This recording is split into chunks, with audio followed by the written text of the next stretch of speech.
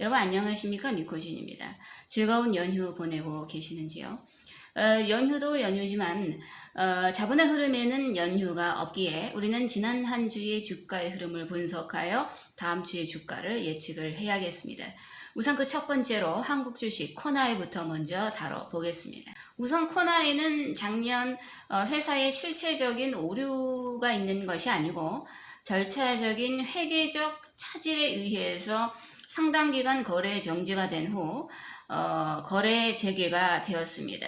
그러나 거래 정지가 해제가 된 이후에 코나이의 주가의 흐름은 요지부동이었습니다. 그러나 저는 코나이의 성장성을 굉장히 뚜렷하게 봤고 상당 기간 조사한 끝에 작년 11월부터 코나이를 습습을 해왔습니다. 물론 저는 이제 영상에서도 지역화폐 관련주라며 유력하다라고 상승이 유력하다라고 영상을 올렸었고 2021년 상승 유망 종목이라고도 영상을 올렸습니다.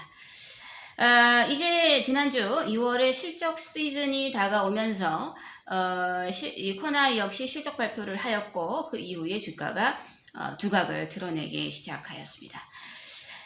최근에 큰 손 또한 유입이 꾸준히 들어오고 있는 상황입니다. 자, 그런데 2월 10일 설 연휴 전날 부산시 동백전 지역화폐 입찰 결과에 대한 뉴스가 나왔습니다.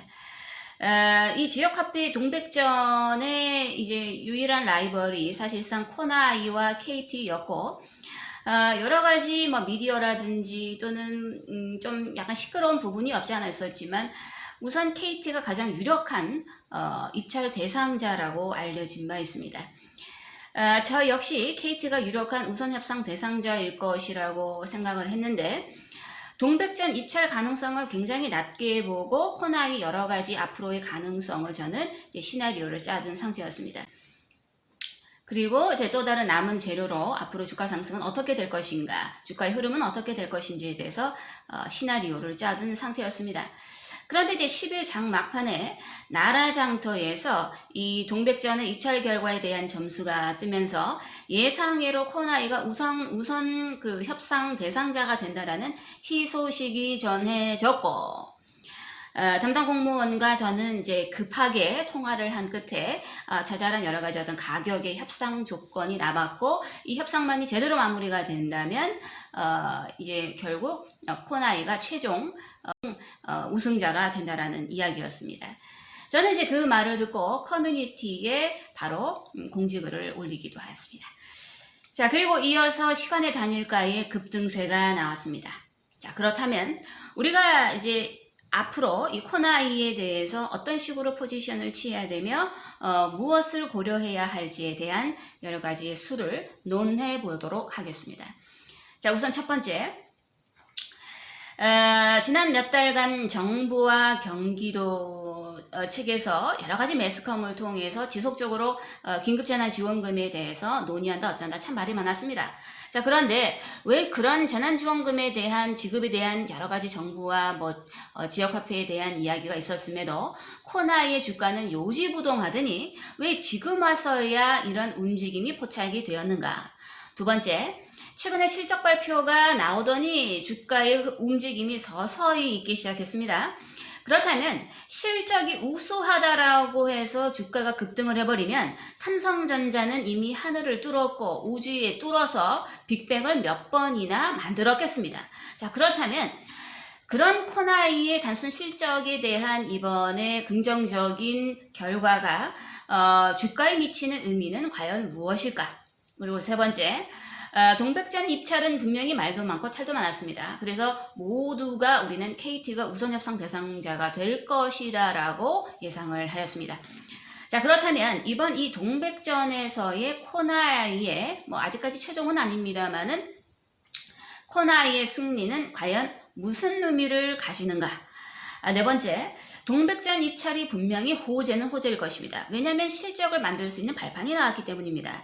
자, 그렇다면 분명히 입찰이 분명히 호재였는데 그래서 시간의 단일가에서도 주가는 분명히 급등을 하였는데 왜 아쉽게도 상한가를 안착을 했다가 다시 풀렸는가?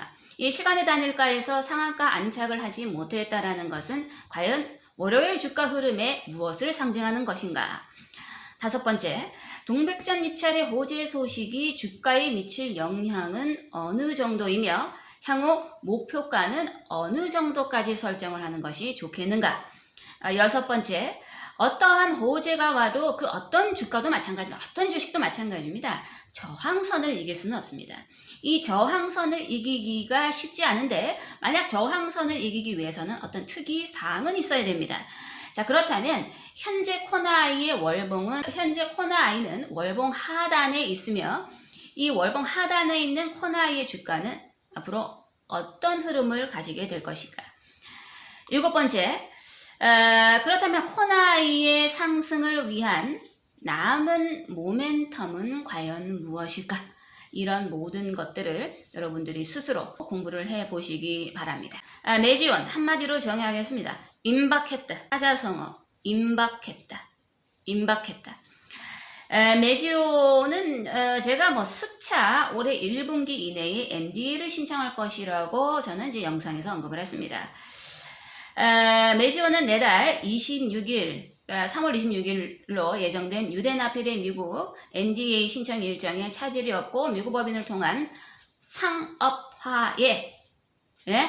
상업화에 최선을 다하고 있다라고 입장을 밝혔다라는 소식에 자, 주가는 15만 원대를 회복했습니다. 자, 이제 우리가 고려해야 될 요소는 무엇일지 논해 보겠습니다. 첫 번째, 자, 주식의 가격에는 많은 의미를 두고 있습니다. 100원대의 가격에서 1000원대를 돌파했을 때, 9,000원대의 가격에서 만원대를 돌파를 했을 때, 이 가격은 지지선이며, 이 가격은 저항선이며, 이 가격은 신고가가 될 것이다.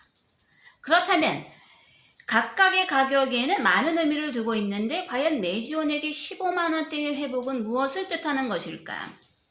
두 번째로, 자, 실제로 내달 3월 26일 NDA 신청을 한다면 과연 매지온에게 남은 과제는 무엇인가?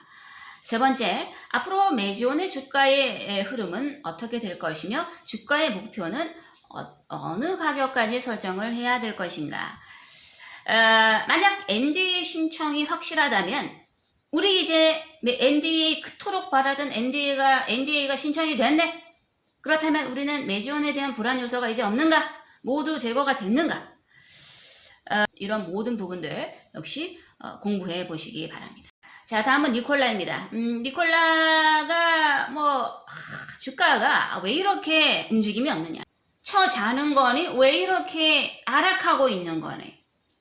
무소식이 희소식인 거니? 그럼 주가의 흐름이 이렇게 정체가 되어 있을 때 야금야금 조금씩 하락을 하고 있을 때 불안해만 하지 마시고 스스로 공부를 해보셔야죠.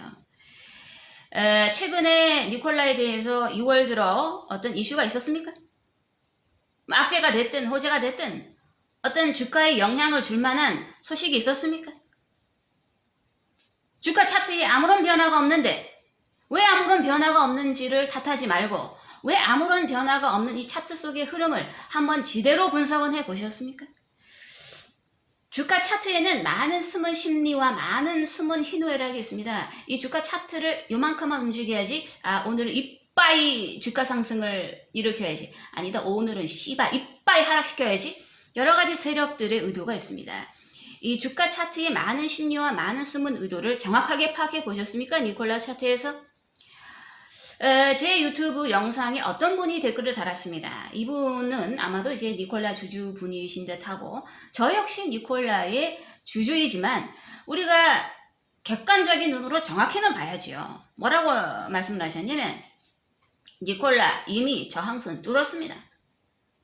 뭐가 뚫었습니까? 아니에요. 차트를 똑바로 보셔야지요. 니콜라의 저항선이 정말 뚫었습니까? 니콜라 저항선 뚫었습니까? 니콜라 저항선의 가격이 얼마입니까? 니콜라 저항선의 가격은 30달러입니다. 이 30달러 뚫었으면 이미 주가는 최소 30달러 있어야 됩니다. 저항선을 뚫었는데 왜 주가가 이렇게 정체냐 이 말입니다. 저항선 못 뚫었습니다. 저항선이 있다라는 건 윗부분은 매물대가 상당하다라는 것입니다. 저 역시 니콜라의 주주지만 상당히 답답했습니다. 저항선을 뚫었다니요. 안 뚫었습니다. 아니, 못 뚫었습니다.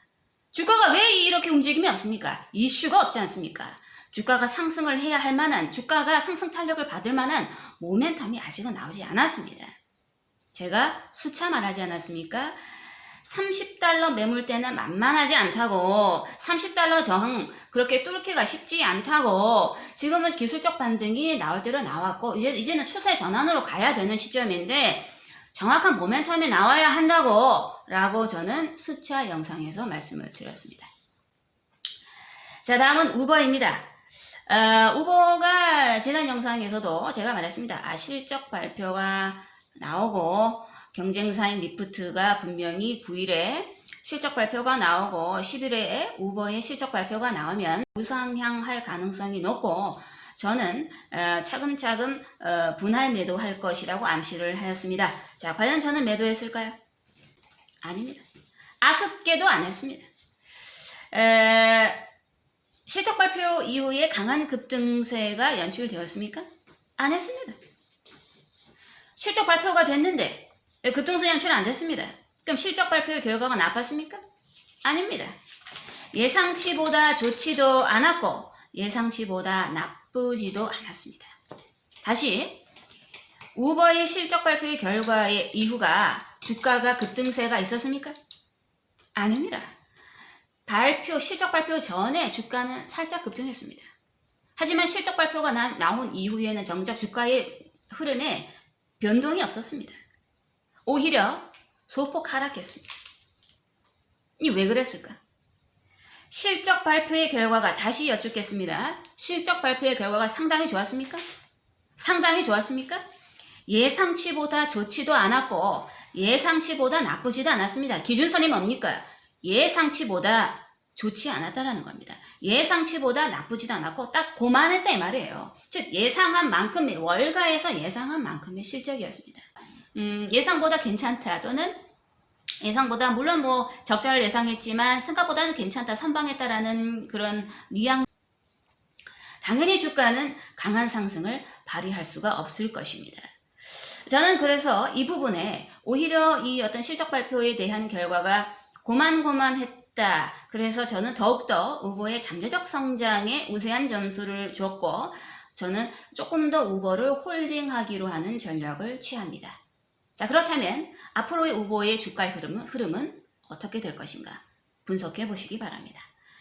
자, 다음은 로스터 모터스와 RXT입니다. RXT, Rackspace Technology는 당연히 2월 19일 실적 발표를 앞두고 있습니다. 실적 발표를 앞두고 주가는 점진적으로 전형적인 교과서의 흐름으로 주가가 상승세를 두고 있습니다. 자, 과연 이 이후에 주가는 어떻게 될까요? 이건 여러분들이 스스로 분석해 보십시오. 우버와 코나이가 결정적인 힌트일 것입니다. 다음은 로스터 모터스입니다. 로스터 모터스의 실적 발표는 2월 16일까지로 예정되어 있습니다.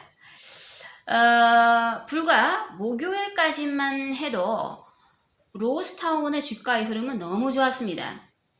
신고가를 경신했고 전고점을 뚫었고 월봉도 너무나 아름다웠습니다. 자, 그런데 이렇게 오르다가 어제 급락했습니다. 자, 이유가 뭘까요? MS, 즉 모건 스탠리의 타깃 프라이스를 18달러로 설정했고 비중 축소라고 하였기 때문입니다. 저점에서의 목표가가 아니고 굳이 신고가를 경신하고 있는 이 로스터 모터스한테 이 잘 가고 있는데 씨발 재료 뿌려버렸네. 이 재료 뿌려버렸네. 이건 고점의 위험 신호일까요? 아니면 MS의 그냥 개소리 까는 소리일까요? 제가 힌트 하나 드리겠습니다. 공매도 수량 한번 확인해 보시기 바랍니다. 어제의 저점이 어디까지 형성되었나 분석해 보시기 바랍니다. 우선 2월 16일 실적 발표를 앞두고 실적이 어떻게 나올지 예상해 보셨습니까? 실적이 당연히 나올 리가 없습니다. 왜? 아직 차를 판매하지 않았기 때문에 그렇다면 MS 때문에 주가가 어제 단기 급락을 했다라고 한다면 왜 그제까지는 상승을 했을까? 실적도 없는 회사가 말이야. 그 말인즉슨 당연히 성장에 대한 기대 가능성이 높기 때문일 것입니다. 주가 차트를 한번 보시기 바랍니다. 로스타운 모터스는 악질입니다. 항상 주가가 급등합니다. 윗꼬리를 답니다. 종가는 거의 보합으로 마무리됩니다. 윗꼬리를 매 급등시마다 답니다. 실망합니다. 아, 씨발, 오늘 여기까지 올랐는데, 아, 씨발, 저또 씨발, 종가님, 이빠이, 이게 매번 반복된 게 로스타운 모터스입니다. 윗꼬리를 매 급등마다 달았지만 주가의 흐름을 잘 보셔야 됩니다. 정형적인 교과서적 패턴으로 주가는 저점을 높이며 상승 중입니다. 나머지는 여러분이 알아서 공부를 해보시고 앞으로 어떤 포지션을 정할지를 정하시기 바랍니다. 저는 다음 영상에서 뵙겠습니다.